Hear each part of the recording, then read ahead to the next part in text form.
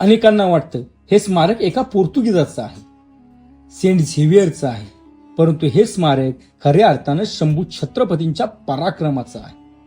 गोवा स्वातंत्र्य झाला त्यावेळी या पोर्तुगीजांनी भारतीयांवर अनन्वित अत्याचार केले, परंतु हा गोवा त्याच्या अगोदरही एकदा स्वातंत्र्य झाला होता. या गोव्यामध्ये हिंदू जनांवर अनन्वित अत्याचार करणारी पोर्तुगीजांची इन्क्विजिशन नावाची एक संस्था होती आणि सेंट झेवियर या संस्थेचा मेरुमणी होता.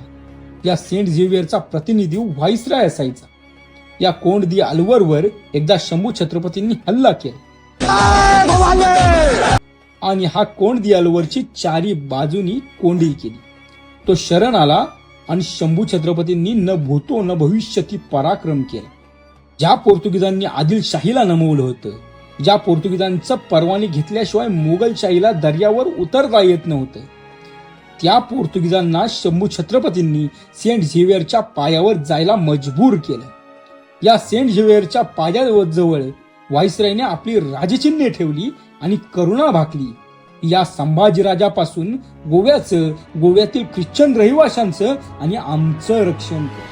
योगायोग झाला आणि नेमका शहा आलम चालून आला आणि शंभू छत्रपतींना माघार घ्यावी लागली. नाहीतर गोव्याचा पोर्तुगीज अवतार तेव्हाच संपला असता. आज जी हिंदू माणसं तिथं जातात त्यांनी ही गोष्ट लक्षात ठेवा. याचं स्मारक इथं आहे कारण याच्या पायाजवळ शंभूराजांनी गोव्याचा व्हाईसराय झुकवला होता. पार्वती पतये